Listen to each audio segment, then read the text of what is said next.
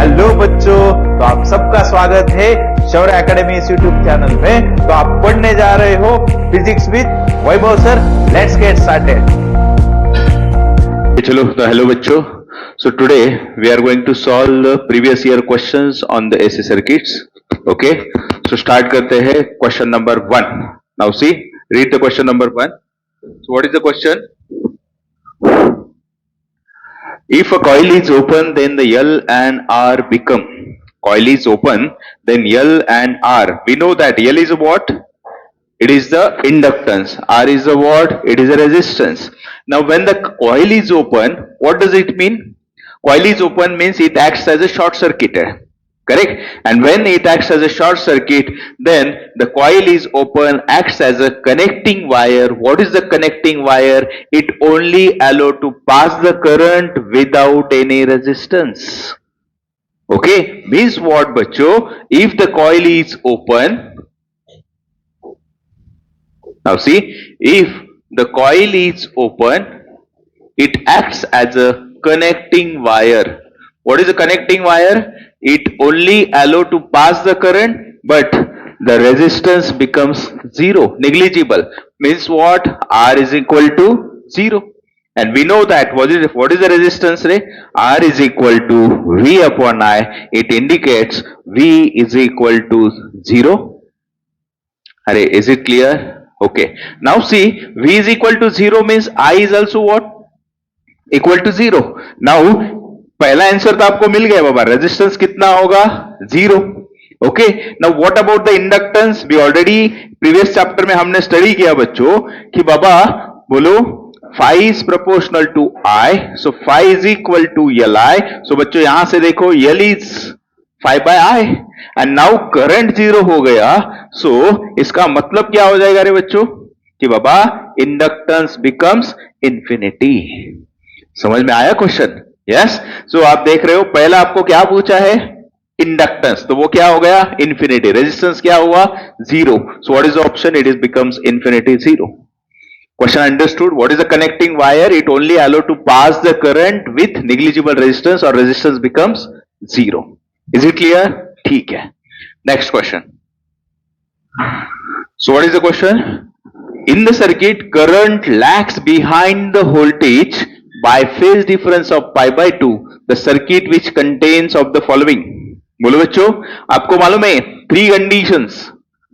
Correct? किसके condition? Baba current and the voltage के। अगर सर्किट बोलो बच्चों प्योर रेजिस्टिव होगा, सो आपको मालूम है what is the phase difference in between them? It is 0. Because in pure resistive circuit, current is in phase with the voltage. Second, अगर मैं बात करूं बच्चों, बोलो pure inductive circuit, तो क्या होता है रे बाबा? current lags behind voltage by pi by 2. ठीक है, उसके रिलेटेड बेसिक्स भी बता रहा हूं। तीसरा बच्चों, अगर मैं कह रहा हूं सर्किट होगा प्योर कैपेसिटिव, सो वहां पे क्या होगा कि बाबा current leads the voltage by pi by 2. Is it clear? Correct? मतलब जब प्योर इंडक्टिव कैपेसिटिव में फेज डिफरेंस कितना होगा between current and voltage? Pi by 2 होगा। लेकिन प्योर रेजिस्टिव सर्किट में both are in phase, that's why phase difference कितना होगा? 0.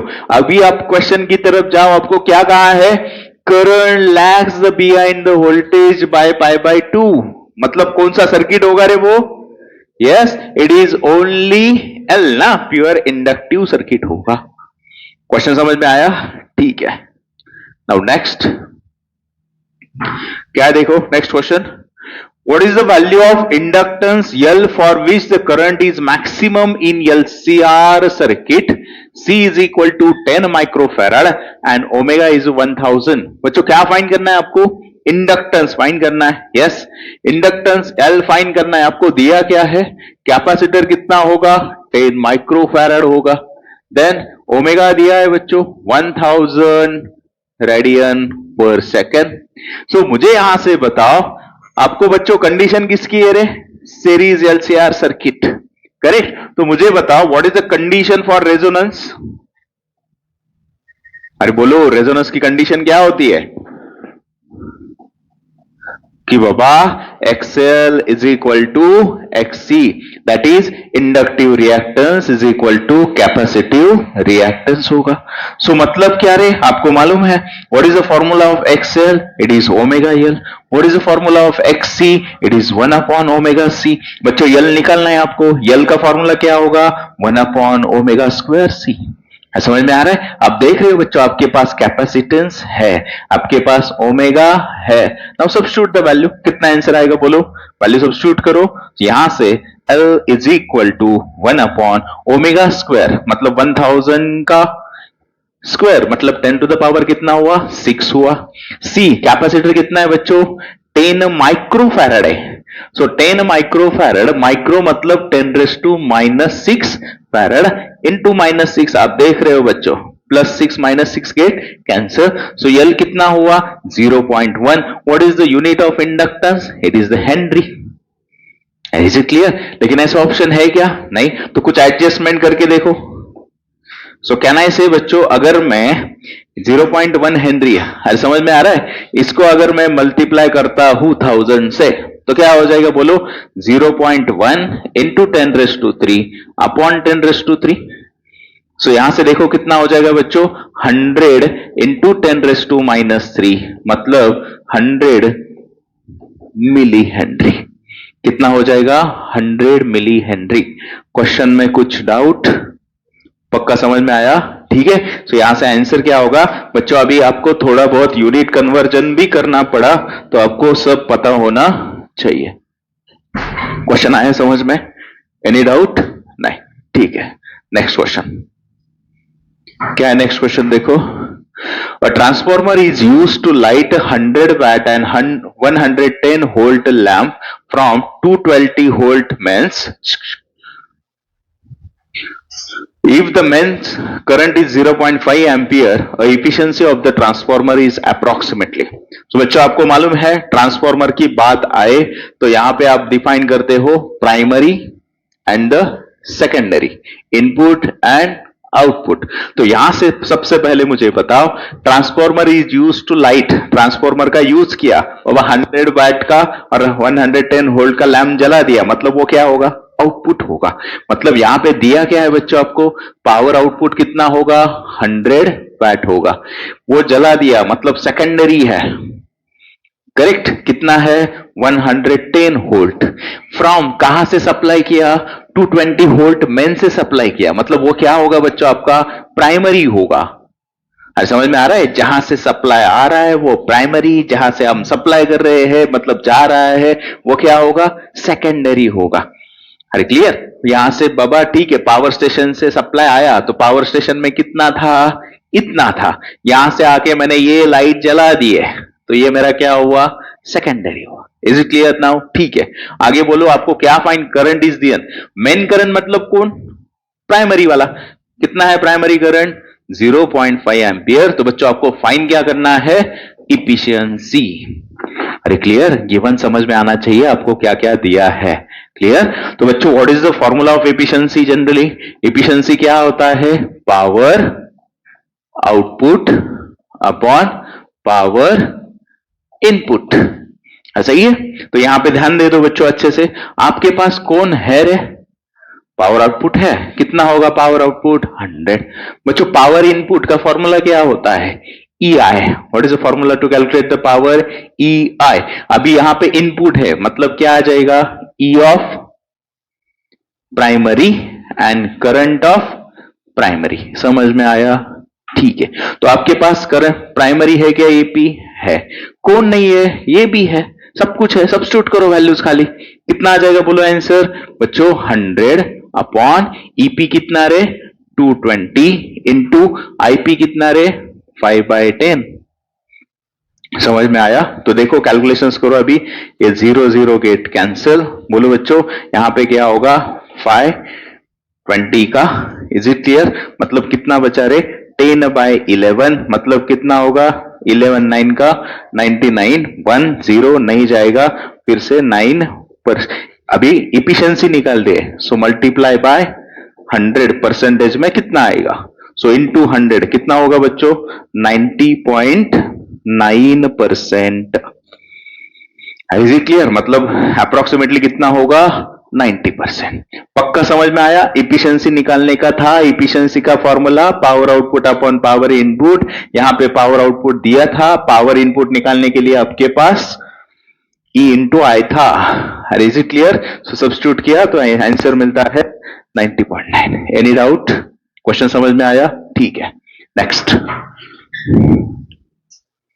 क्या है, देखो नेक्स्ट क्वेश्चन।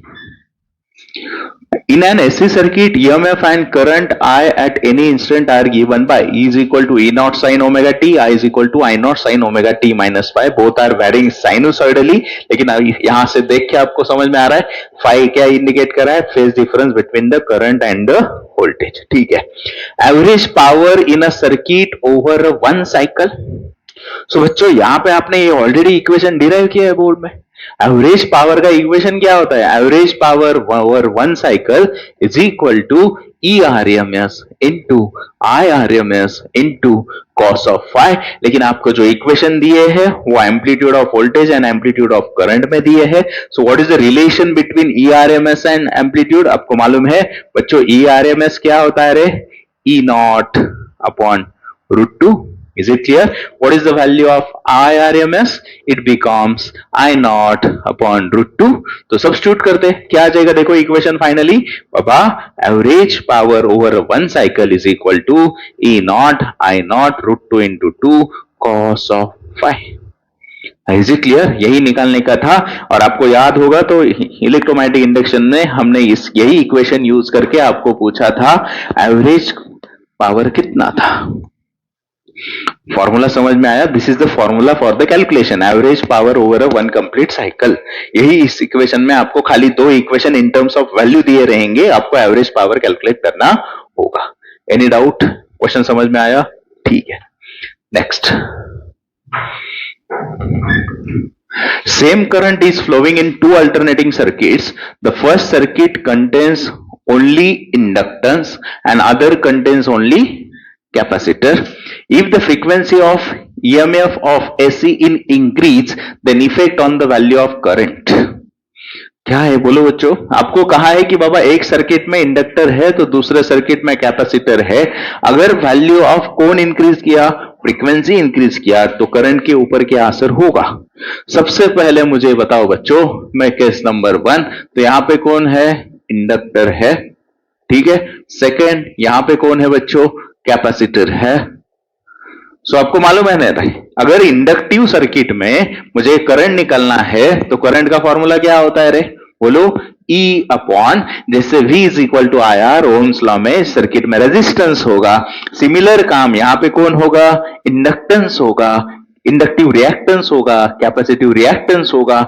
I का फॉर्मूला क्या होगा यहां पे, E upon XL, inductive reactance. यहां पे फॉर्मूला क्या होगा बच्चों, E अपॉन कैपेसिटिव रिएक्टेंस। समझ में आ रहा है। लेकिन हमको इक्वेशन किस में दिया है, फ्रीक्वेंसी इंक्रीज किया तो क्या होगा, condition is what, frequency increase. मतलब ये इक्वेशन फ्रीक्वेंसी के टर्म में लेके जाओ बच्चों, तो क्या होगा बोलो fast, I is equal to E upon XL का फॉर्मूला ओमेगा एल, यानी E upon 2 pi L. Is it clear? ठीक है, this is the first equation. Now similar write for this, I is equal to E, आपको मालूम है XC क्या होता है, 1 अपॉन ओमेगा C। सो ये क्या होगा, 2 पाई F E इंटू सी। नाउ आपको रिलेशन किसके बीच में चाहिए, करंट एंड फ्रीक्वेंसी के टर्म में चाहिए। तो यहां से आप कंक्लूजन क्या निकालोगे, I is inversely proportional to frequency. यहां से क्या निकालोगे, I is directly proportional to frequency. अरे इज इट क्लियर। सो अभी मुझे बताओ कि आपका क्वेश्चन क्या है, पहला सर्किट कौन सा था बच्चों, यहां पे आपको दिया है इंडक्टर वाला। तो इंडक्टर में कैसे वैरी कर रहा है, इनवर्सली कर रहा है, मतलब करंट क्या होगा, डिक्रीज होगा। सेकंड सर्किट कौन सा है, कैपेसिटर सर्किट है, वहां पे क्या होगा, इंक्रीज होगा, मतलब decreases in the first circuit and increases in the other. Question समझ में आया पक्का, एनी डाउट। आप फॉर्मूले नोट कर रहे हो बच्चों, यहां पे आपने दो फॉर्मूले स्टडी किए, कौन से रे, बाबा एक्सएल का फॉर्मूला क्या होता है? Omega L 2πfl। दूसरा क्या रे? एक्ससी 1/ओमेगा सी और 1/2πfc। ठीक है, क्वेश्चन समझ में आया? ओके, चलो now next. In an AC circuit, the instantaneous value of EMF and the current are 200 sine of 314 volt and the average power consumed। बच्चों आप अभी आराम से निकाल सकते हो। पिछले क्वेश्चन में, क्वेश्चन नंबर 2 और 3 में आपको एवरेज पावर का फॉर्मूला पूछा था, करेक्ट? तो वही फॉर्मूला यहां पे अप्लाई करोगे आप लोग। बोलो पहला इक्वेशन क्या दिया है? E is equal to 200 sine of 314t। बच्चों इसके नीचे जनरल इक्वेशन क्या होता है? राइट करो, E is equal to E not sine of omega t. सही है। दूसरा इक्वेशन क्या है देखो, सेकंड इक्वेशन करंट का, बाबा करंट इज इक्वल टू कुछ भी नहीं है, मतलब 1 होगा साइन ऑफ 314t प्लस π/3।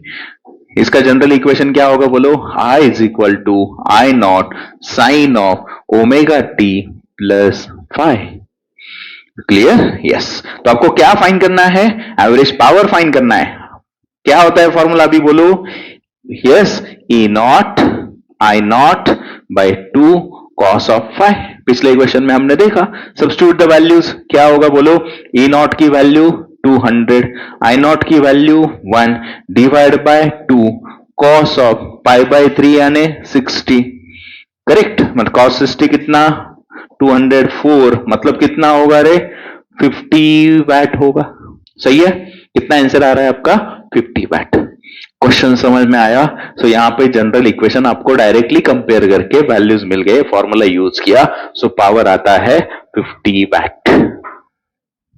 ठीक है, चलो next question. Alternating voltage E is equal to 200√2 sine of 100t is connected to 1 microfarad capacitor through AC. The reading of ammeter shall be। बच्चों यहाँ पे बहुत इंपॉर्टेंट चीज यह है कि एमीटर कनेक्ट करते हो, वोल्ट मीटर कनेक्ट करते हो, तो आपको जो वैल्यू मिलती है वो कौन सी होती है? तो आरएमएस वैल्यू होती है। मतलब आपको अगर यहां से एमीटर का काम क्या? करंट मेजर करना, लेकिन कौन सा current? RMS value of current. Volt meter major करेगा, उसका काम क्या? टू मेजर द वोल्टेज, लेकिन कौन सा? ईआरएमएस। अरे इज इट क्लियर? मतलब आप मुझे यहां से बताओ, आपको फाइंड क्या करना है बच्चों? आईआरएमएस की वैल्यू फाइंड करनी है। आया पक्का समझ में? तो बोलो पहला इक्वेशन दिया है, क्या क्या दिया है बोलो बच्चों? आपको इक्वेशन दिया है, what is the equation? E is equal to 200√2 sine of 100t, और आपको साइमल्टेनियसली दिया है कैपेसिटर का कैपेसिटेंस दिया है 1 माइक्रोफैराड। Is it clear? अभी बच्चों आप करोगे कैसे? मैंने पिछले ही केस में हमने देखा था, फॉर्मूला क्या होता है? अगर बाबा मुझे करंट निकलना है, जैसे यहां पे अभी सर्किट कौन सा है इस क्वेश्चन में? कैपेसिटर सर्किट है, तो आई का फॉर्मूला क्या होगा? E/XC होगा। अरे इज इट क्लियर? ये फॉर्मूला अभी वहां पे यूज करना है आप लोगों को। Now see, so what is the formula? आपको फाइंड करना है बच्चों करंट, है करेक्ट? लेकिन यहां पे ध्यान दे दो, हाँ, बहुत आसानी से आपको आरएमएस फाइंड करना है। करेक्ट? आपको मालूम है फॉर्मूला क्या होगा? ERMS अपॉन नीचे कौन? कैपेसिटिव रिएक्टेंस होगा। लेकिन आपको इस इक्वेशन को कंपेयर करते हो तो यहां से ये किसकी वैल्यू होती है? E नॉट की होती है। अरे समझ में आ रहा है? सो आपको मालूम है बच्चों कि बाबा ERMS क्या होता है? E नॉट बाय √2 होता है। अभी एक एक बात समझ में आ रही? तो यहां से सब्स्टिट्यूट करो, अभी क्या होगा बोलो? कि बाबा ERMS is equal to E not upon √2 XC मालूम है बच्चों 1/ओमेगा-C, तो ये डायरेक्टली क्या होगा बोलो? 1/ओमेगा-C। तो फाइनल इक्वेशन बनेगा ओमेगा-C E नॉट बाय √2। क्वेश्चन समझ में आया? Any doubt? नहीं? अभी वैल्यू सब्स्टिट्यूट करो, सब्स्टिट्यूट वैल्यू।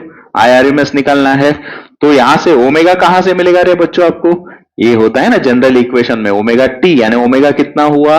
100 हुआ। तो करो सब्स्टिट्यूट।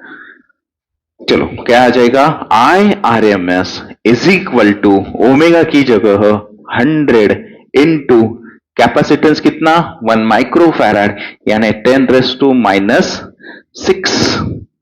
अरे क्लियर, हाँ, इंटू ई नॉट कितना बच्चों 200√2 डिवाइडेड बाय √2 गेट कैंसिल 2, यहां से ये 2 और ये 2 पावर बन गया 4, 4 - 6 -2, आपने निकाला IRMS एम्पियर। अभी आपको दिया किसमें बच्चों, मिली एम्पियर में, मतलब मैं 10 से मल्टीप्लाई 10 से डिवाइड करता हूं, सो क्या हो जाएगा 20 × 10⁻³ एम्पियर। मतलब क्या रे, IRMS is equal to 20 milli ampere. Question बिल्कुल समझ में आया, कैपेसिटिव सर्किट था, प्योर कैपेसिटर, तो ये फॉर्मूला हमने यूज किया। और आपको ये बहुत important, reading of ammeter, reading of voltmeter, मतलब you have to find out the value of IRMS and ERMS। Is it clear? Question में कुछ डाउट नहीं? सो आपका आंसर मिल गया बच्चों 20 मिली एम्पियर। ठीक है, चलो next question. Average power in LCR circuit depends on, बोलो बच्चों, आप कितनी देर से वही कर रहे हो, एवरेज पावर का इक्वेशन क्या, बोलो फिर से, E not I not by 2 cos of phi. अभी आपको पूछा है किस पे डिपेंड कर रहे हैं, तो देखो करंट पे डिपेंड कर रहा है, EMF पे डिपेंड कर रहा है, फेज डिफरेंस, मतलब क्या होना चाहिए आंसर, लास्ट ऑप्शन। क्लियर? ठीक है, next. In LCR circuit, the power factor at resonance is, now see बच्चों, आंसर इजी है, बेसिक्स बताता हूं। पावर फैक्टर मतलब कौन, cos फाई। क्या होता है बच्चों, पावर फैक्टर मतलब कौन, cos phi. What is the formula of cos phi, it is R upon Z। R is a resistance, Z is a impedance। what is the formula to calculate the impedance, now see, R upon root of R square plus XL minus XC bracket square। this is the formula to calculate the what, impedance। आपको कहा है power factor कब बच्चों, resonance के लिए। yes, so what is the condition of resonance, at resonance क्या होता है, resonance XL is equal to XC होता है बच्चों। मतलब क्या हुआ रे, अगर मैं यहां पे सब्स्टिट्यूट करूं तो ये ब्रैकेट 0 हो जाएगा, मतलब सीधा cos फाई का वैल्यू क्या आ जाएगा, R अपॉन R, यानी कितना आ जाएगा बच्चों 1।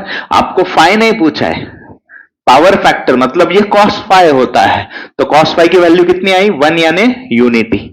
पक्का समझ में आया, एनी डाउट? सो यहां से आपको आंसर मिलता है, बोलो कि बाबा यूनिटी। कुछ डाउट क्वेश्चन में? नहीं, ठीक है, next. In LR circuit, LR मतलब कौन, inductance resistance of 3 milli henry inductance and 4 ohm resistance, E is equal to 4 cos of 1000t voltage applied, the amplitude of current, मतलब क्या फाइंड करना है, एम्पलीट्यूड मतलब I नॉट, मैक्सिमम वैल्यू मतलब I naught find करना है। अरे समझ में आ रहा है बच्चों, amplitude of current I naught होगा, amplitude of EMF E naught होगा।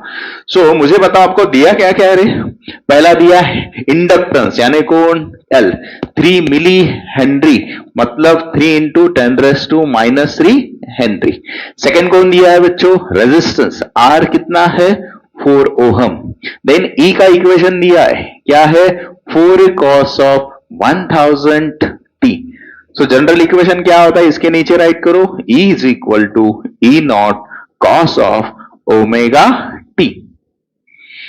नाउ सी, आपको फाइंड करना है करंट, यहां पे ध्यान दे रहे हो बच्चों, अभी मुझे करंट फाइंड करना है एम्पलीट्यूड का, मैं इक्वेशन क्या यूज करूंगा, I not upon E not upon Z, क्योंकि यहां पे एक सर्किट नहीं है ना, खाली इंडक्टर नहीं तो प्योर कैपेसिटर नहीं तो रेजिस्टर, कॉम्बिनेशन है।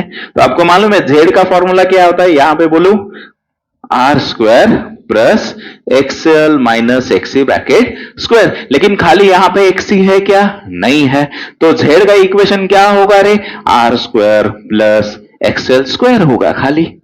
समझ में आ रहा है पक्का? मतलब यहां पे आप क्या सब्स्टिट्यूट करोगे, ई नॉट की वैल्यू तो है, ठीक है, और जेड की वैल्यू क्या होगी बच्चों, R square plus XL square. इसमें कुछ डाउट नहीं? अभी वैल्यू सब्स्टिट्यूट करो, देखो ई नॉट है क्या आपके पास, है ना बच्चों, कितना है 4।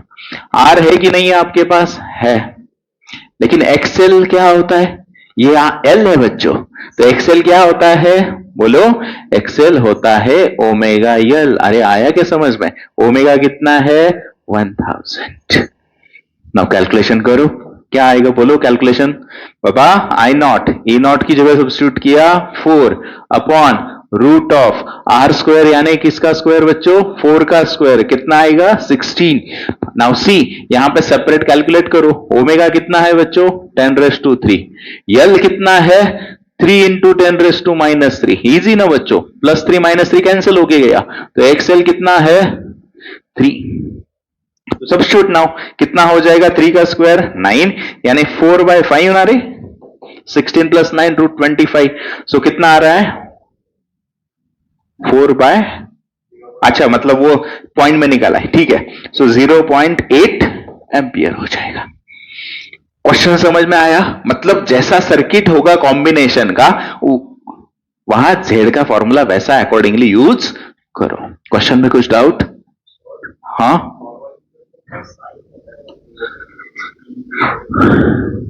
कहां पे? हाँ, जनरल इक्वेशन कंपेयर कर, ओके ठीक है। क्वेश्चन में कुछ डाउट नहीं?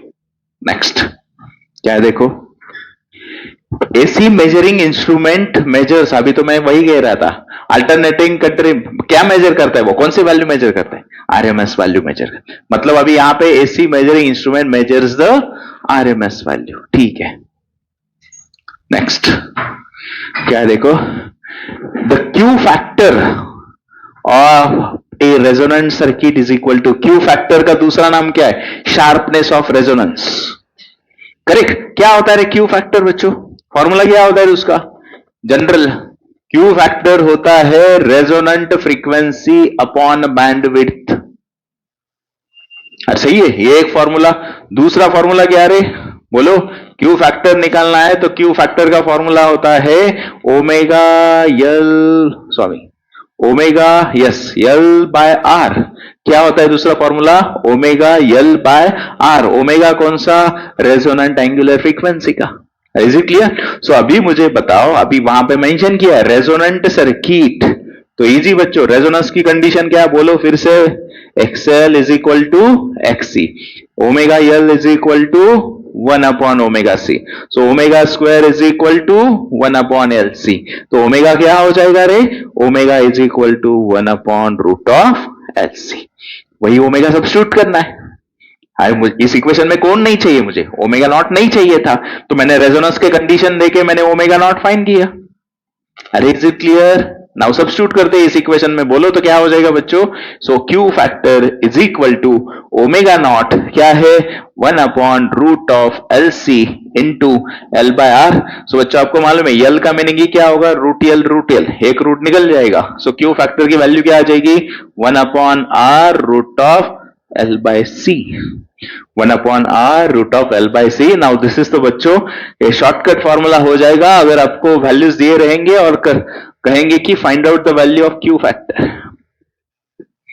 क्लियर? क्वेश्चन में कुछ डाउट नहीं? फॉर्मूला यूज किया, रेजोनेंस की कंडीशन सब्स्टिट्यूट की, and as per the requirement just हमने कैलकुलेट किया 1 upon R root of L by C. ठीक है, चलो next. In a step down transformer, the number of turns in, बच्चों बोलो, आपको मालूम है क्या होता है बेसिकली ट्रांसफॉर्मर में, प्राइमरी वाइंडिंग, बोलो सेकेंडरी, तो आपको मालूम है यहां पे क्या बोलते हैं हम, फैक्टर ईपी आईपी एनपी। सही है, यहां पे क्या हो गया, ईएस आईएस एनएस, है ना, EP the voltage current number of turns. ठीक है, तो आपको मालूम है अगर मैं बात करूं आइडियल ट्रांसफॉर्मर की, आइडियल ट्रांसफॉर्मर मतलब क्या रहे, कि बाबा जहां पे कंडीशन होती है power output is equal to power input. सही है। तो आपको मालूम है रेशो कैसे लिखते रहे हमने, कहो कि बाबा ES upon EP is equal to NS upon NP is equal to IP upon IS। अभी आपको मालूम है कि दो टाइप ऑफ ट्रांसफॉर्मर आपको कहा है, पहला होता है स्टेप अप, दूसरा होता है स्टेप डाउन। स्टेप अप मतलब क्या, प्राइमरी से सेकेंडरी के जाते वक्त वोल्टेज इंक्रीज करेंगे। स्टेप अप मतलब कंडीशन क्या होगी रे कि बाबा यहां पे ES must be greater than EP होगा। स्टेप डाउन मतलब यहां का वोल्टेज ड्रॉप करने का सेकेंडरी में, मतलब क्या होगा बाबा ES is less than EP होगा। नाउ आपको जो आंसर दिखा है वो पूछे है नंबर ऑफ टर्न्स के टर्म में। आप यहां से देख रहे हो इस इक्वेशन से they are what directly proportional हो गए। अरे करेक्ट। तो मुझे बताओ अगर मैं यहां पे बात करूं, अगर ES EP है मतलब NS is also greater than NP होगा, और यहां पे स्टेप डाउन में क्या होगा, NS is less than NP, मतलब कौन से कॉइल के टर्न ज्यादा हो गए, प्राइमरी के ज्यादा हो गए। स्टेप डाउन की कंडीशन पूछा है, सो मतलब यहां पे क्या होगा, number of turns of primary are more in step down. समझ में आया पक्का। अगर आइडियल ट्रांसफॉर्मर नहीं होता तो ये कंडीशन नहीं होती। This condition is not applicable, this is for only ideal transformer. Okay ठीक है। तो यहां से आपका आंसर बनेगा प्राइमरी आर मोर। ओके चलो next. In AC circuit choke is preferred to resistors because, choke मतलब क्या बच्चों, इंडक्टर। हाँ आपका लास्ट कंसेप्ट था आपके 12th के बोर्ड के बुक में है ना, चोक कॉइल। चोक कॉइल को ही क्या बोलते हैं, इंडक्टर बोलते हैं। क्यों यूज करते हैं, because when you are connecting the choke और the inductor with very high value of inductance, अरे करेक्ट, तो it is use to what, control the current without loss of energy. अरे यहां पे क्यों यूज करते हैं inductor with very high inductance value, क्योंकि वो करंट तो कंट्रोल करता है लेकिन loss of energy is very less, to avoid the energy wastage. मतलब क्या होना चाहिए रे, यस यहां पे होना चाहिए energy is not wasted. Choke coil मतलब क्या होता है एक्चुअल में, इंडक्टर होता है जिसका value of inductance is very high which is use to control the current without loss of energy. Is it clear? Okay next. अच्छा अलग है हाँ। Choke coil is use as a resistance, कहां पे यूज करते हैं बच्चों, ओनली एसी सर्किट में यूज करते हैं। कहां पे यूज करते हैं, एसी सर्किट्स में। ठीक है next. The frequency of AC mains in India कितना होता है बच्चों, हर एक डिवाइस पे लिखा होता है हाँ 50। कितना होता है हर एक डिवाइस पे, इंडिया में स्टैंडर्ड कितना होता है 50 हर्ट्ज। कितना फ्रीक्वेंसी, ये सब डिवाइस चलेंगे ना वहां पे लिखो, स्पेसिफिकेशन चेक करो, 50 हर्ट्ज यूज होता है। क्या होता है 50 हर्ट्ज। ठीक है नेक्स्ट। ट्रांसफॉर्मर वर्क्स ऑन, बोलो बच्चों, एसी ओनली ना, बिकॉज आपको करना क्या होता है, अरे अल्टरनेटिंग वेरिएशन करना पड़ता है ना, स्टेप अप स्टेप डाउन। अरे करेक्ट, तो मतलब ये किस पे वर्क करता है, खाली एसी ओनली। डीसी आपको वेरिएशन कहां देगा। ठीक है चलो next. Alternating voltage is dash dash dash dash, क्या होता है equation, E is equal to E not sine of omega T ना, मतलब अल्टरनेटिंग वोल्टेज का ये इक्वेशन है। तो कैसे वैरी करता है, ये वैरीज साइनोसॉइडली विथ टाइम। ठीक है चलो next. A power consume in AC circuit becomes zero if,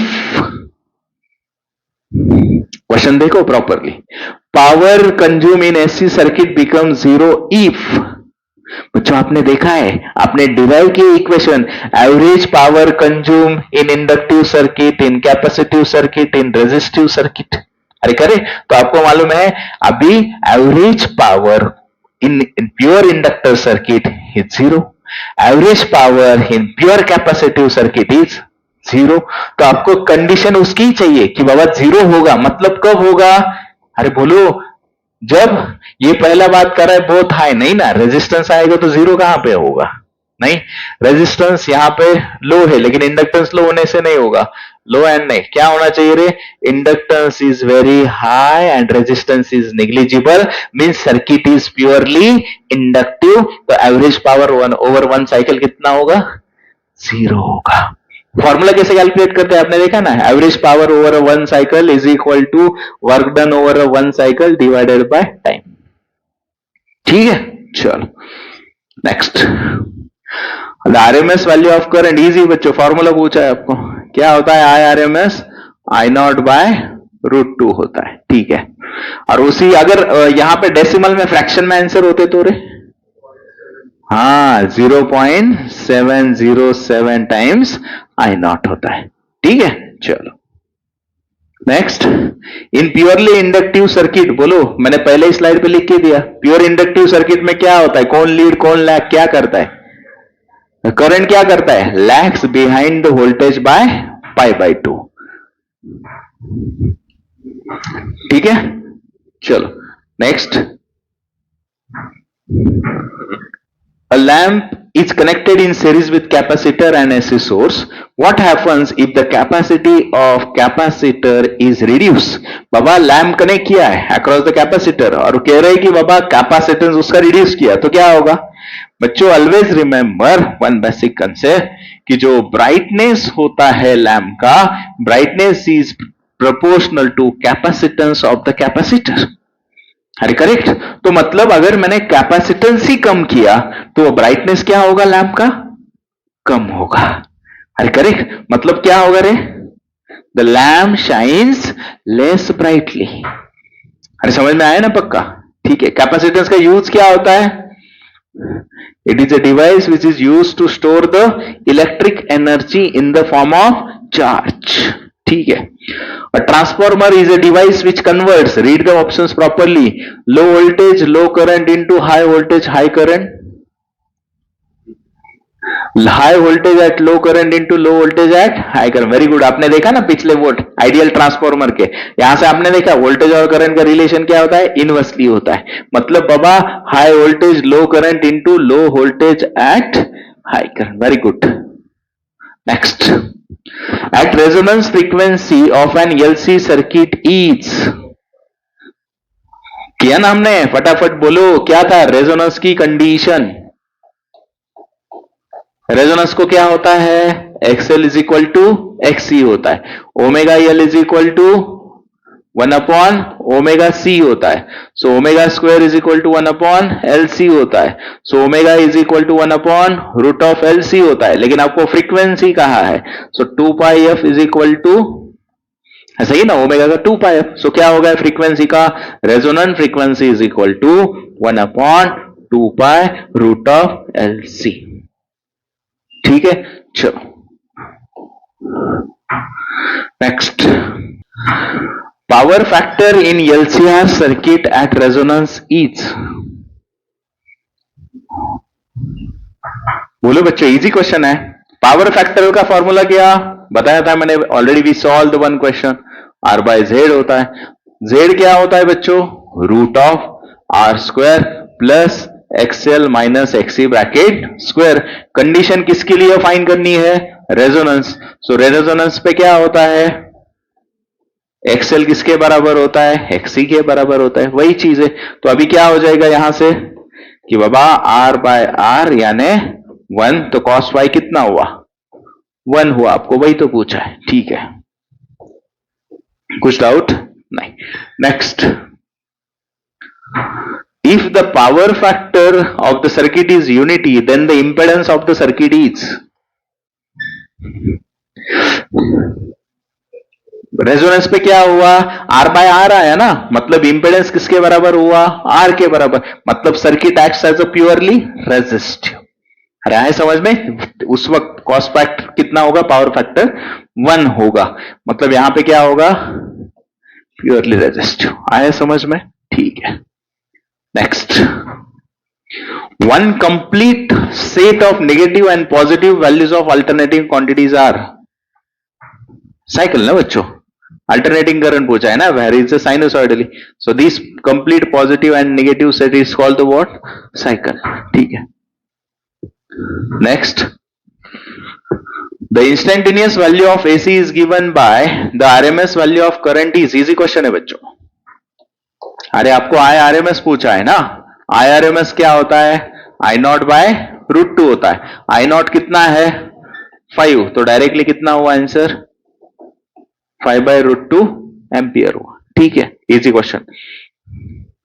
next, inductive reactance of coil is express in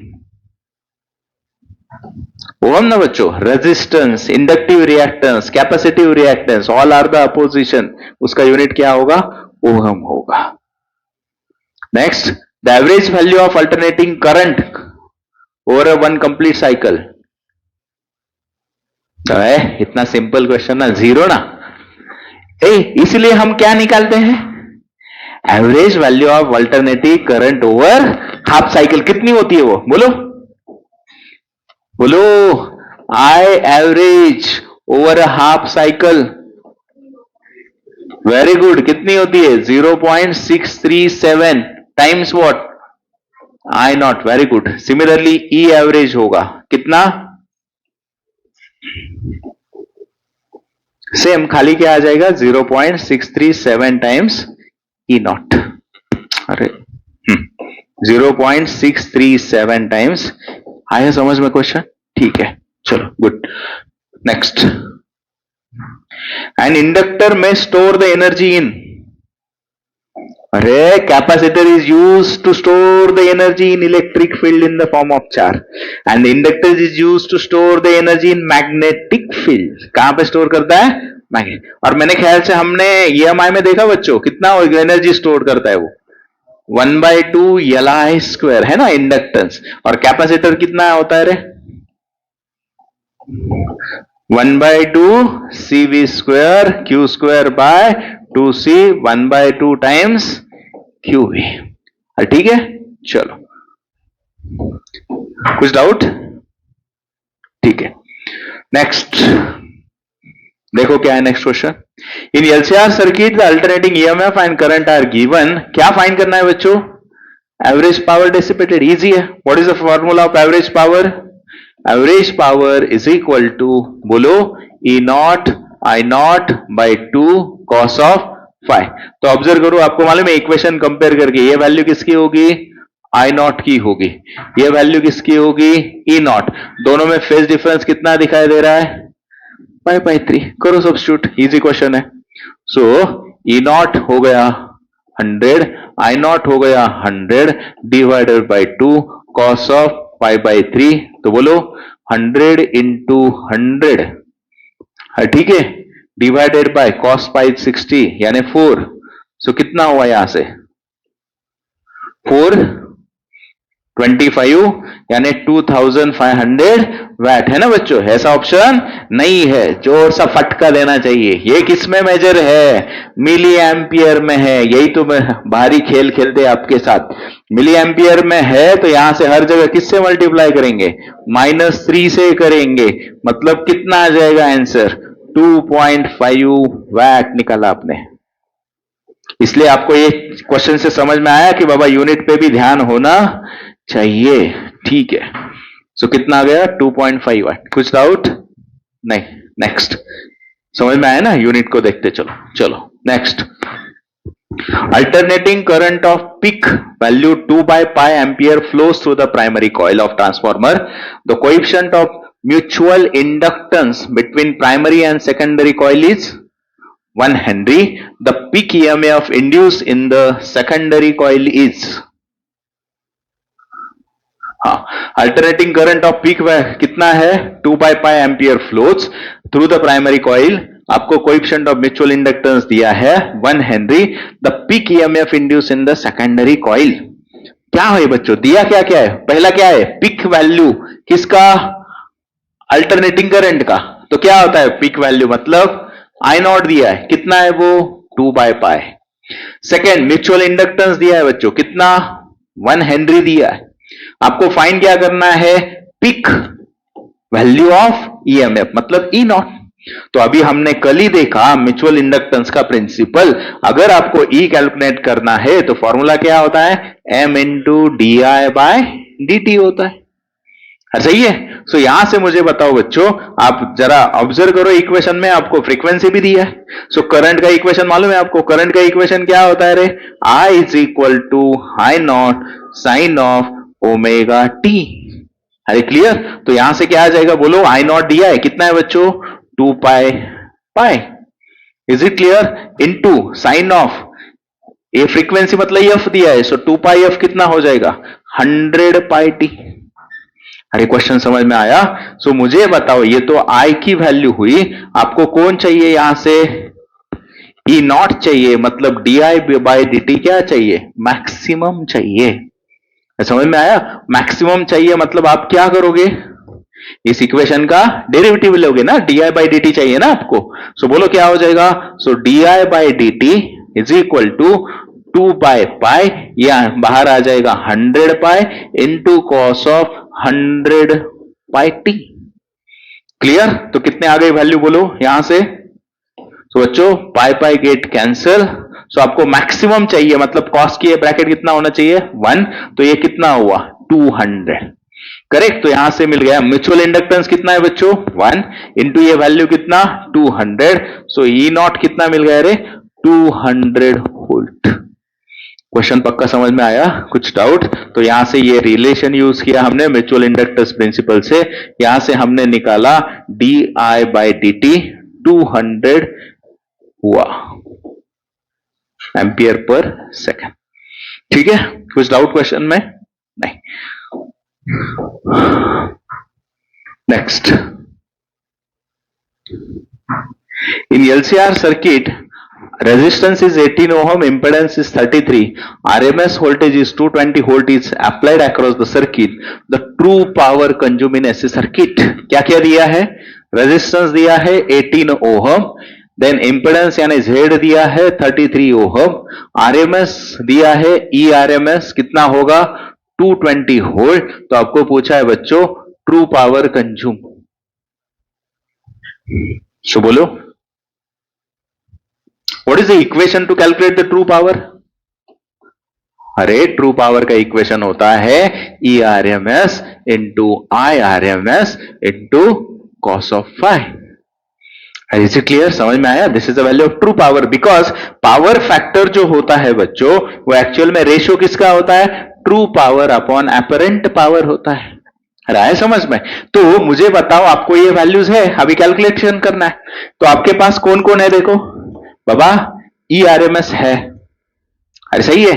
IRMS है क्या? नहीं है। यहां पे पावर फैक्टर है क्या? नहीं है। लेकिन आपको सब फॉर्मूले पता है बच्चों। अगर मुझे IRMS कैलकुलेट करना है तो फॉर्मूला क्या होगा? ERMS अपॉन Z ना, ये ना प्योर इंडक्टिव है ना प्योर कैपेसिटिव है, तो यहां पे EMS बाई Z आएगा। पावर फैक्टर की जगह क्या सब्स्टिट्यूट करोगे? क्या होता है? R by Z। तो बोलो इक्वेशन क्या होगा बच्चों नाउ? कि बाबा true power consume is equal to ERMS into R upon Z into Z। अरे is it clear? And now substitute the values. समझ में आएगा क्या किया? RMS की जगह सब्स्टिट्यूट किया, cos फाई भी सब्स्टिट्यूट किया। Now do the calculations. बोलो ERMS का वैल्यू कितना? 220 इंटू 220, रेजिस्टेंस कितना? 33 अपॉन Z का स्क्वायर मतलब कितना? Z कितना है रे? सॉरी R18 है ना रे? हाँ है समझ में? तो बच्चों आपको मालूम है, इजी है, कैलकुलेशंस करो। 11 2 का, 11 3 का, 2 का, 3 का, 3 3 का 9, 2 का 2 2 4 2 6 और ये 2 0, कितना हुआ? 600 बाय 2 सॉरी 800। कितना हुआ? 800। अरे समझ में आया ना कैलकुलेशन? ये 3 3 9 2 का 18 हुआ, यहाँ पे 2 2 4 2 8 और ये 2 0 बाकी थे, वो होगा 800 वाट। क्वेश्चन समझ में आया पक्का? हाँ, ट्रू पावर कैलकुलेट किया हमने, वो आता है 800 वाट। ठीक है, चलो next question. One of the following graph, which graph shows the correct relation for LC parallel resonance circuit? मेरे ख्याल से मैंने कल सब पॉइंट्स लिख के दिए थे इलेक्ट्रोमैग्नेटिक इंडक्शन में। कौन सा सर्किट है बोलो? LC parallel resonance circuit. So क्या कंडीशन होती है रे, फटाफट मुझे बताओ। यस, पहली कंडीशन क्या होती है, बोलो। एट रेजोनेंस क्या होता है, XL is equal to XC होता है। ठीक है, दूसरा कंडीशन क्या रे, इंपेडेंस क्या होता है पैरेलल सर्किट में, मैक्सिमम होता है। देन करंट क्या होता है, मिनिमम होता है। यहां से फ्रीक्वेंसी का इक्वेशन क्या, 1/2π√LC। ये सर्किट किसके जैसे एक्ट करता है रे, रिजेक्टर सर्किट। क्या एक्ट करता है ये, रिजेक्टर सर्किट। मैंने खाली एक्सप्लेन किया। अभी मुझे बताओ आपको ग्राफ किसके बीच में है, जो पहला ग्राफ दिख रहा है impedance frequency current frequency, impedance frequency current frequency. तो यहां से आपको कंडीशन क्या समझ में आ रहा है, ग्राफ में ऐसा ढूंढो, एक तो इंपेडेंस मैक्सिमम होगा, नहीं तो करंट मिनिमम होगा, वेरिएशन तो ऐसा ही रहेगा। अरे करेक्ट ना, क्यों, बिकॉज एक्सएल हमने देखा ना बच्चों, एक्सएल क्या होता है, ओमेगा एल। यहां से आपने देखा था frequency is directly proportional to, अरे इक्वेशन हमने ओमेगा 2πf सब्स्टिट्यूट किया, एक्सएल है तो एक्सएल किसके प्रोपोर्शनल होता है, फ्रीक्वेंसी के। एक्सी किससे प्रोपोर्शनल होता है, 1 फ्रीक्वेंसी से। मतलब यहां पे अगर हम इंपेडेंस की बात करें तो क्या हो जाएगा कि एक ग्राफ देखो, कौन सा ग्राफ करेक्ट होगा, अभी आपको कंडीशन समझ में आया होगा, बोलो। या इस ग्राफ में देख रहे हो, अभी पहला इंपेडेंस वर्सेस फ्रीक्वेंसी है, तो इंपेडेंस क्या चाहिए, मैक्सिमम, तो यहां पे रेजोनेंस कंडीशन को मिनिमम है, सो ये गलत हुआ। दूसरा ग्राफ है करंट फ्रीक्वेंसी का ग्राफ, अरे करेक्ट, तो करंट कितना होना चाहिए, मिनिमम होना चाहिए रेजोनेंस को, तो यहां पे मैक्सिमम दिखाया है, गलत हुआ। थर्ड में ये तो नहीं होता, क्योंकि हमने देखा है कि बाबा जब सर्किट इंडक्टिव होता है तो इंक्रीजिंग हो जाता है विथ रिस्पेक्ट टू फ्रीक्वेंसी, और जब कैपेसिटिव होता है तो डिक्रीज होते जाता है। और लास्ट का ऑप्शन क्या है, देखो करंट मिनिमम है। Is it clear, so option कौन सा करेक्ट होगा, लास्ट। पक्का समझ में आया, करंट इज मिनिमम। और यही अगर हम एलसी सीरीज रेजोनेंस सर्किट होगा तो इसके एग्जैक्टली अपोजिट, तो कौन सा ग्राफ करेक्ट होगा, यहां पे अगर सीरीज रेजोनेंस होता तो सीरीज रेजोनेंस में क्या होता है, ये उल्टा, impedance is minimum and current is, तो बी ऑप्शन। आया समझ में, क्वेश्चन में कुछ डाउट नहीं, ठीक है। Next, alternating voltage E is equal to 200√2 sin of 100t, volt is connected to 1 microfarad capacitor, the reading of ammeter, फिर से वही क्वेश्चन, रीडिंग ऑफ एमीटर मतलब कौन, IRMS फाइंड करना है, तो करो बच्चों, E का इक्वेशन दिया है, राइट करो। E का इक्वेशन क्या है, 200√2 sin of 100t, देन आपको कैपेसिटेंस दिया है 1 माइक्रोफैराड यानी 10⁻⁻⁶ फैराड। सो बोलो कैसा ये फॉर्मूला यूज करोगे, IRMS निकालना है तो फॉर्मूला क्या होगा, ERMS अपॉन सर्किट कैपेसिटेंस है तो उसका कैपेसिटिव रिएक्टेंस आएगा।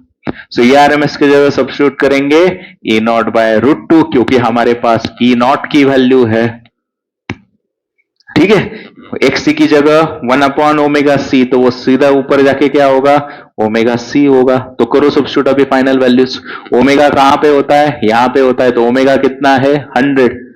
सो बोलो बच्चों, अभी कैलकुलेशन में E0 हुआ 200√2/√2, ओमेगा हुआ 100, कैपेसिटेंस हुआ -6, √2 get cancel, 2 4 -6, so 2 into 10⁻⁻² ampere, फिर से वही कितना आएगा, is equivalent to 20 milli ampere,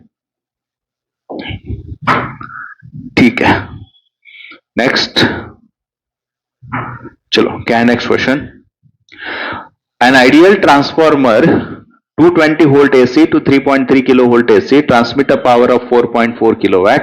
If primary coil has a 600 turns, the alternating current in the secondary, मतलब क्या फाइंड करना है रे, IS है ना, alternating current in the secondary. बच्चों पहला वो इक्वेशन यूज करेंगे क्या, बिल्कुल करेंगे, क्यों, आइडियल ट्रांसफॉर्मर है। तो आइडियल ट्रांसफॉर्मर का इक्वेशन क्या, बोलो fast, ES upon EP is equal to NS upon NP is equal to IP upon Is. ठीक है। और दूसरी बात हम कैसे कर सकते हैं, आइडियल ट्रांसफॉर्म मतलब power input is equal to power output. So पहली सबसे पहले मुझे बताओ गिवन क्या क्या है, ट्रांसफॉर्म कन्वर्ट, क्या कन्वर्ट करना है, 220 volt AC to 3.3 kilo volt, मतलब आपको ईपी कितना है 220 वोल्ट एसी सप्लाई कर रहा है, उसको किस में कन्वर्ट कर रहे हैं 3300 वोल्ट है ना, किलो वोल्ट का कन्वर्ट कर दिया। ठीक है बाबा। Second, transmit power of 4.4 kilowatt, मतलब क्या रे, कौन सा input output, to transmit a power of 4.4 kilowatt.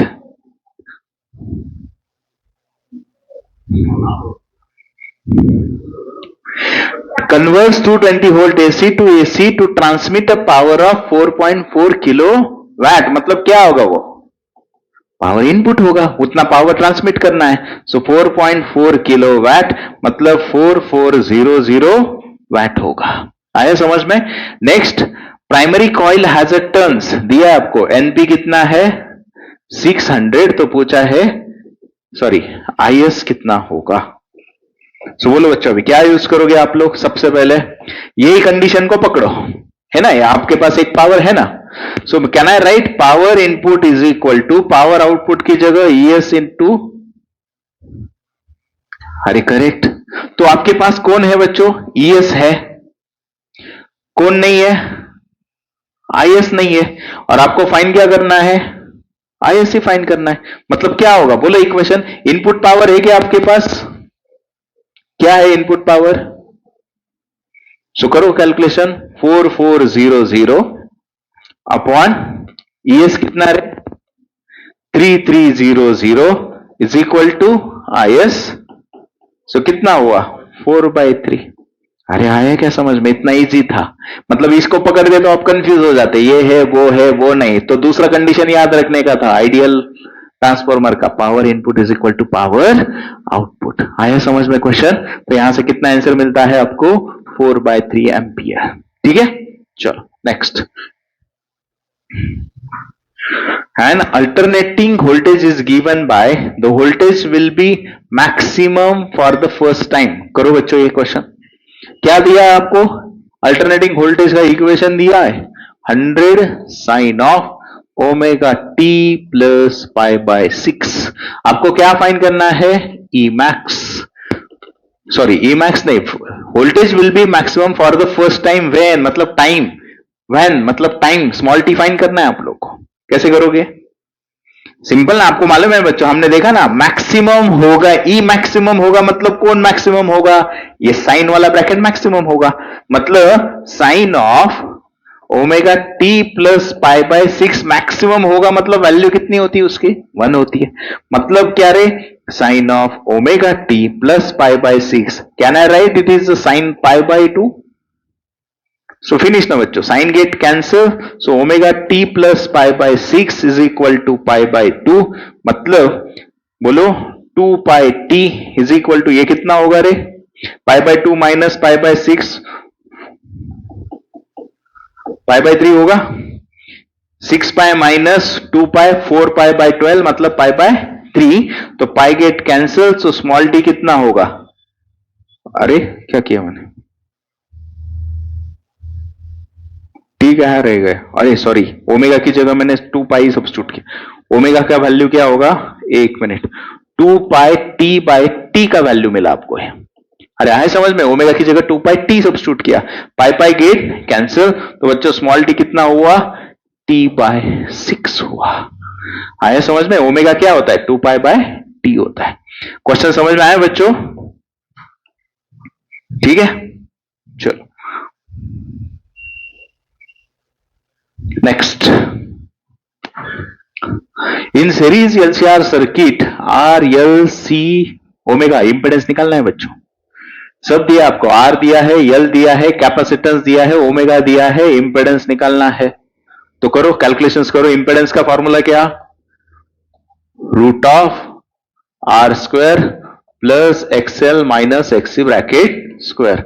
अभी यहां पे क्या यूज करना पड़ेगा, आर स्क्वायर, ओमेगा दिया है, ये दिया है, तो omega L minus 1 upon omega C bracket का स्क्वायर।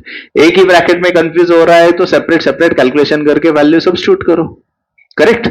तो पहले बोलो बच्चों क्या होगा यहीं पे, आर स्क्वायर मतलब कितना है 300 का स्क्वायर मतलब कितना होगा 9 इंटू 10⁴ होगा, 3 का स्क्वायर 9। ठीक है। ओमेगा इंटू एल, ओमेगा कितना है बच्चों 10⁻3, एल कितना है 0.9 हेनरी मतलब कितना होगा 9 इंटू 10⁻⁻1 होगा। ठीक है, सब्स्टिट्यूट किया 1 अपॉन फिर से ओमेगा कितना 10⁻3, कैपेसिटेंस कितना है बच्चों 2 माइक्रोफैराड है मतलब 2 इंटू 10⁻⁻6, उसका भी क्या है स्क्वायर। हर ब्रैकेट में क्या है उसका स्क्वायर। कैलकुलेशन आराम से करो, फॉर्मूला आता है तो मार्क्स नहीं जाने चाहिए। सो यहां पे कितना है, ठीक है बाबा वैसे ही रखता हूं। यहां पे देखो बच्चों ये -132 मतलब कितना बाकी रह गया 900। क्लियर। माइनस ये देखो 3 - 6 -3 ऊपर जाके +3 1000/2 500 बच गया। सो यहां से बोलो अभी क्या हो जाएगा 9 इंटू 10⁻4 प्लस ये कितना होगा बच्चों 400 का स्क्वायर मतलब 16 इंटू 10⁻4 मतलब कितना रे बच्चों 25 इंटू 10⁻4 बाहर आके कितना 5 इंटू 10⁻2 मतलब कितना।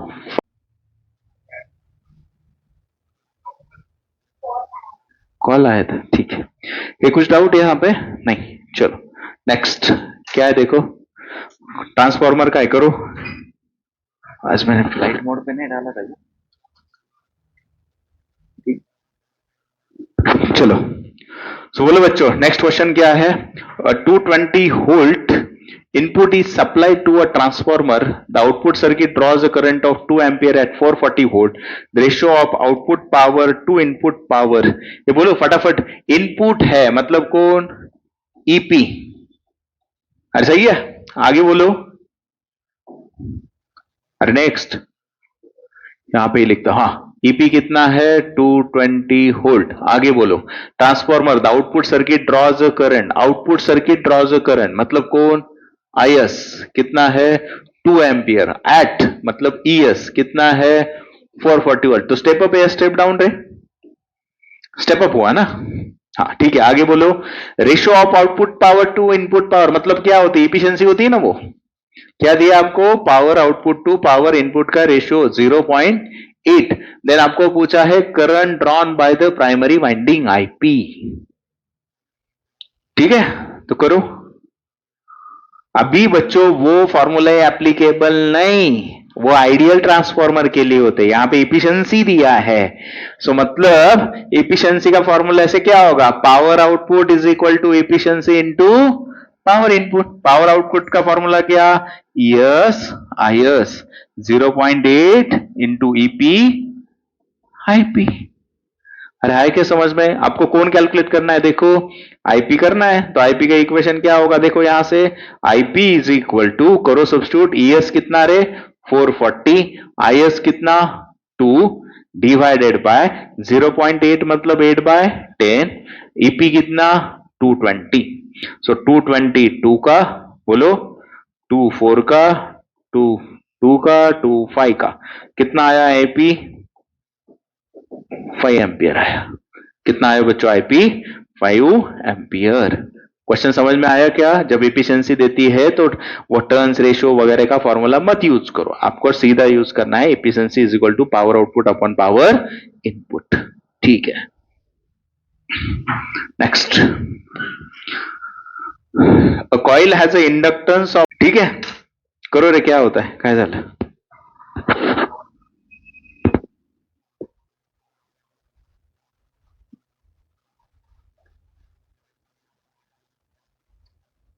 चलो क्या है देखो, a coil has an inductance of 2 Henry, the ratio of its reactance when it is connected first to an AC source and then to DC source is।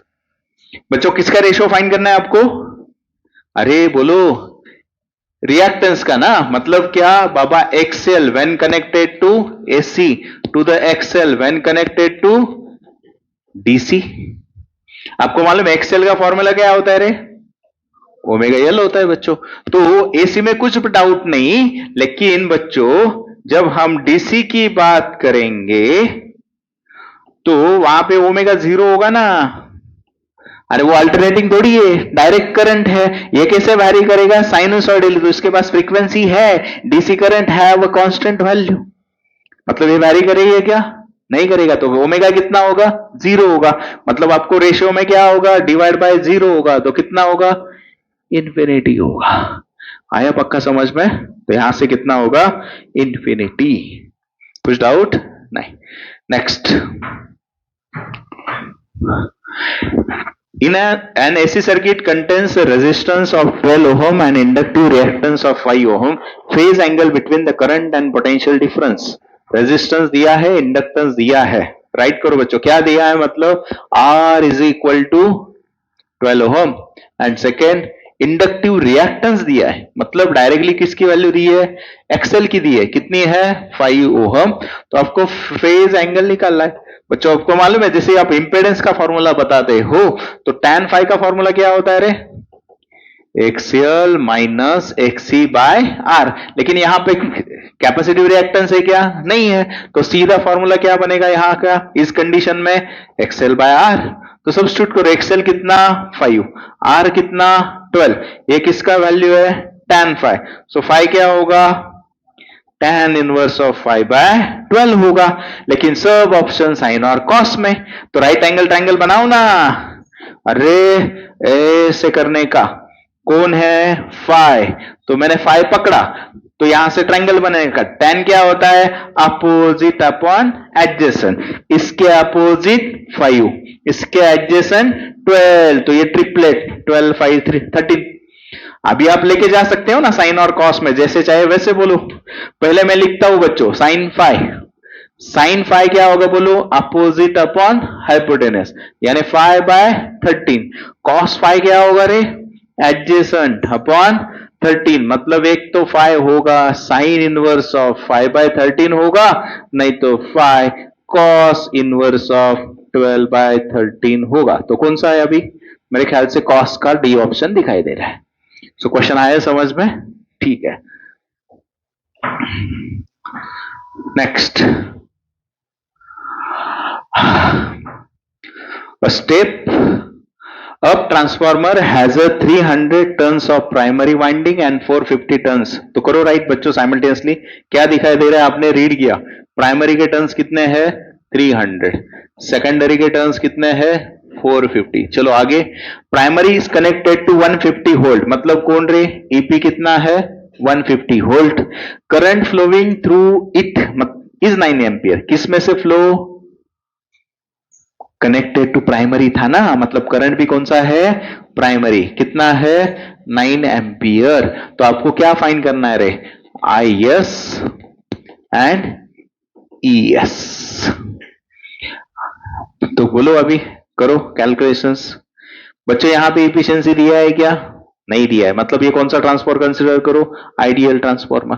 तो इक्वेशन क्या है? लिखते हो ES upon EP is equal to NS upon NP is equal to IP upon IS. करो फटाफट calculations. पहला IS निकालना है, तो मुझे देख बताओ आपके पास कौन से दो वैल्यू है रे? एनपी और एसएस वाले, तो कंपेयर करो। बाबा आईपी किसके बराबर होगा? सॉरी आईएस करना है ना आपको। आईएस किसके बराबर होगा? IP into NP upon NS. तो करो सब्स्टिट्यूट।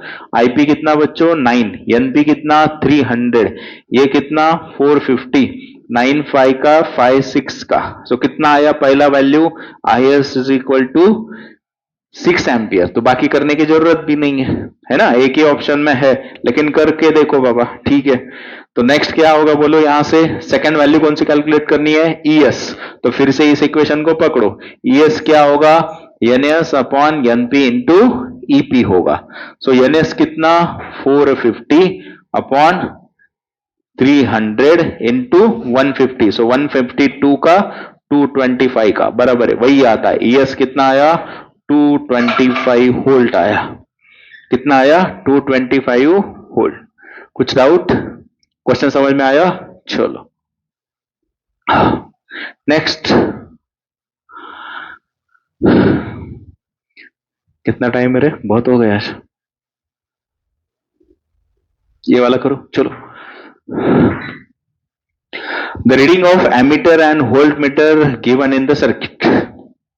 क्या निकालना है? देखो, वोल्ट मीटर यहां पे कनेक्ट है, एमीटर यहां पे कनेक्ट है, सर्किट कैसे है? अरे सीरीज में है सब कुछ, तो करंट होगा, लेकिन पोटेंशियल सबके अक्रॉस डिफरेंट होगा।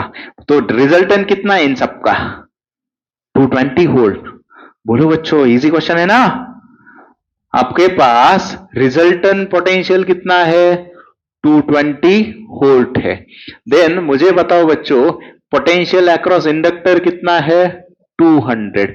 पोटेंशियल अक्रॉस कैपेसिटर कितना है? 200।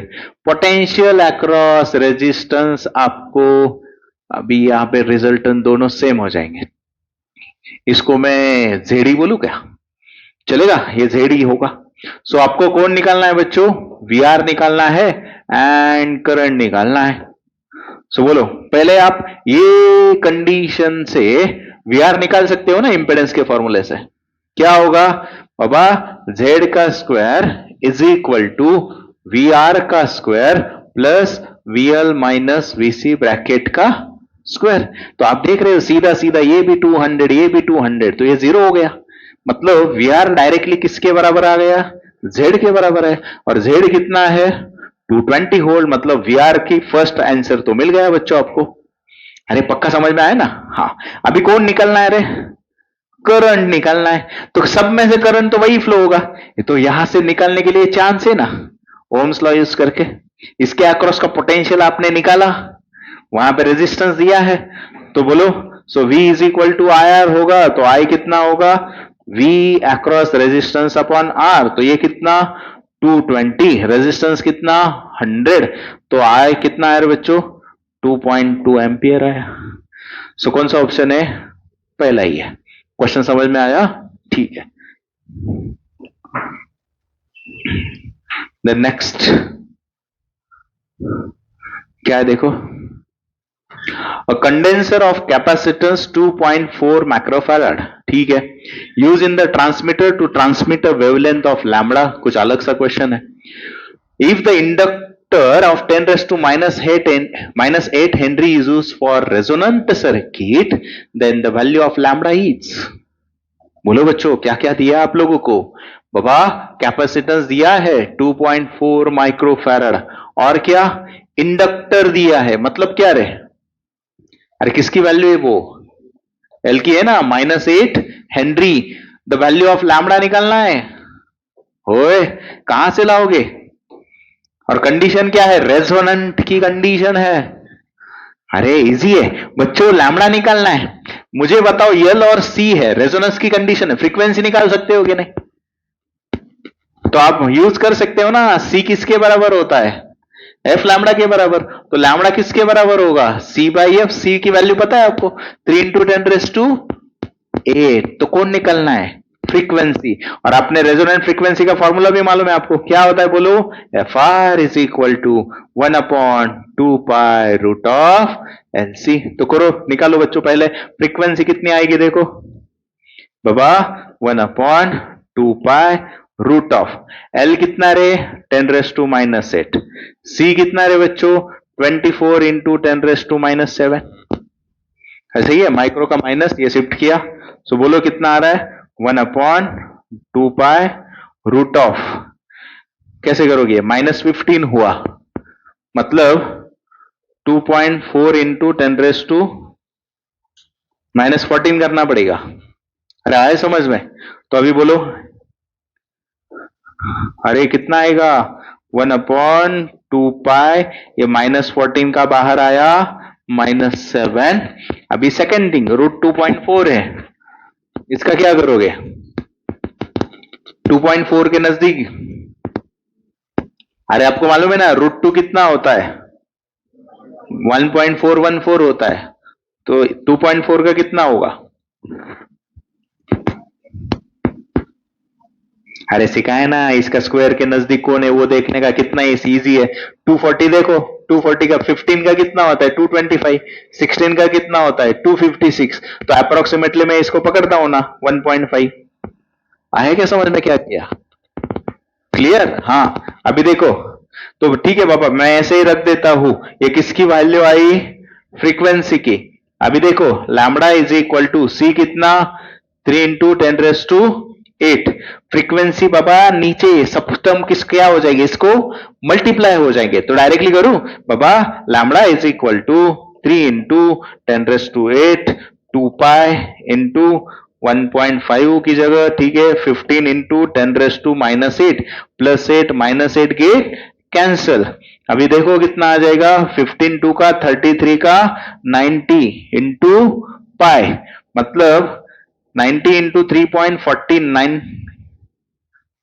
हाँ सही है क्या?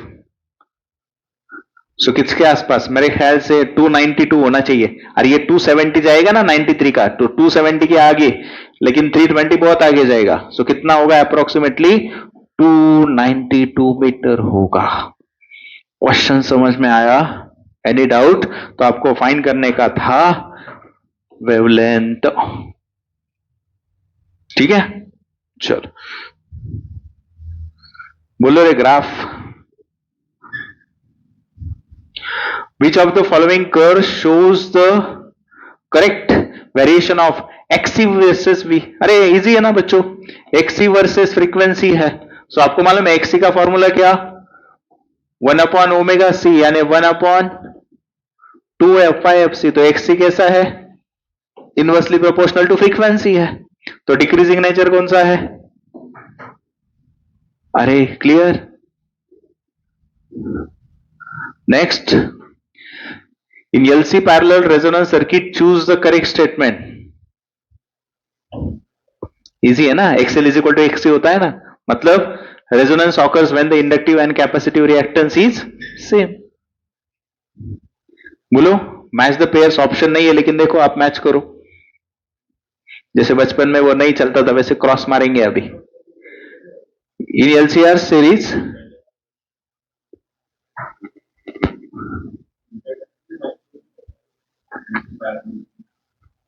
the most correct is this one, okay? मतलब इससे वो कंडीशन ऑब्टेन हो जाती है, राय समझ में? मतलब यहां पे एक क्वेश्चन था नीट का जहां पे ये रेजोनेंस इंपेडेंसिस मैक्सिमम था, ये वाला ऑप्शन नहीं था, तो उस वक्त उन्होंने ये वाला कंसिडर किया था इंपेडेंसिस मैक्सिमम। नाउ इस केस में ऑब्जर्व करेंगे तो ये भी करेक्ट है, ये भी करेक्ट है, लेकिन ये भी करेक्ट होगा ना, इंपेडेंस इज मैक्सिमम, तो उस वक्त करंट क्या होता है, मिनिमम होता है। अरे yes, that's why main condition क्या है रेजोनेंस की। Is it clear now? हाँ, नेक्स्ट बोलो, अभी मैच द पेयर्स बोलो। कैपेसिटिव रिएक्टेंस क्या होता है? कैपेसिटिव रिएक्टेंस ऑप्शंस देखो, will continuously increase, remains constant, decrease and continuously decrease. बोलो जो पहला आता है वो बोलो रे बच्चों। रेजिस्टेंस क्या होता है? Resistance will remain constant. अभी कैपेसिटिव रिएक्टेंस क्या होगा? आपको ये कंडीशन देख रहे हो ना, एंगुलर फ्रीक्वेंसी पे कौन मैटर करता है? एक्सएल और एक्ससी मैटर करता है। सो आपने अभी देखा बच्चों कि एक्सएल किसके पर प्रोपोर्शनल है? डायरेक्टली प्रोपोर्शनल टू फ्रीक्वेंसी है। एक्ससी कैसा है? 1/f है। तो यहां से देखो ना, कैपेसिटिव रिएक्टेंस क्या होगा? फ्रीक्वेंसी इंक्रीज हो रही तो डिक्रीज होगा, मतलब पहले का ऑप्शन क्या होगा रे? Capacitive reactance will continuously decrease होगा। देन अभी बोलो इंडक्टिव रिएक्टेंस क्या होगा? विल कंटिन्यूअसली इंक्रीज होगा। और अभी इंपेडेंस क्या होगा? इन दोनों का कॉम्बिनेशन होगा। So will first increase and then. तो बच्चों अगर आपको मेरा वीडियो पसंद आया है तो do not forget to like, share and subscribe. तो पढ़ते रहो फिजिक्स विद वैभव सर।